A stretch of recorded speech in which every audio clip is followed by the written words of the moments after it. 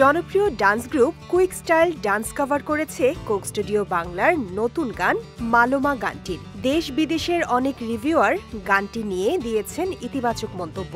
গানটিতে কণ্ঠ দিয়েছেন প্রীতম হাসান, সাগর দেওয়ান, আরিফ দেওয়ান, আলী হাসান সহ অনেকে।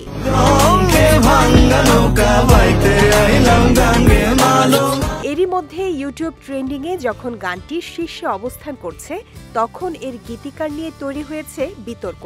কোক স্টুডিও বাংলার পক্ষ থেকে জানানো হয়েছে গানটির গীতিকার বাউল আব্দুল খালেক দেওয়ান। এতে করে ক্ষোভে ফেটে পড়েছেন নেত্রকোনার সংস্কৃতি কর্মীরা। তাদের দাবি, গানটির স্রষ্টা বাউল সাধক রশিদ উদ্দিন।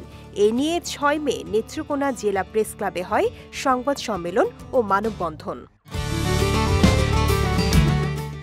সম্প্রতি একটি ভিডিওতে প্রয়াত সঙ্গীতশিল্পী বারি সিদ্দিকীকেও বলতে শোনা যায় গানটি রশিদ উদ্দিনের লেখা। তবে এ নিয়ে কোক স্টুডিওর পক্ষ থেকে কোনো বক্তব্য পাওয়া যায়নি। জানতে পেরেছি এটা বাউল রশিদ উদ্দিনের গান।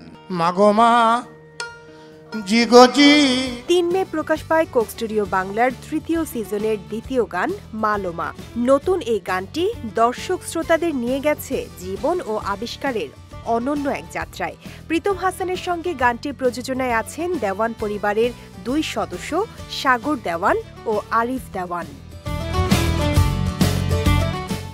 গানটিতে ভাঙা নৌকার উপমা দিয়ে জীবনকে বোঝানো হয়েছে, আর নদী দ্বারা বোঝানো হয়েছে পৃথিবীকে।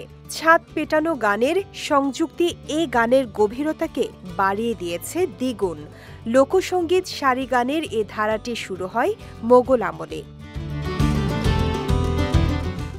ছাদ পেটানোর ছন্দের সাথে গানের কথা মিলে একঘেয়েমি দূর করার পাশাপাশি কাজের সময় একটি উৎসবের পরিবেশ সৃষ্টি করে। মালোমা শুধুই একটি গান নয়, সব বয়সের ওয়ালটন ফ্রিজ কিনে অনেকের মতো আপনিও হয়ে যেতে পারেন মিলেনিয়াল। সেরা পণ্যের সেরা অফার। দর্শক শ্রোতা এই গানের সাথে একাত্ম হতে পারেন। নিজেকে গ্রহণ করে নেওয়া আর বিকাশের যাত্রার মধ্যে যে সৌন্দর্য আছে, সে কথাই সবাইকে মনে করিয়ে দেয় এই গান।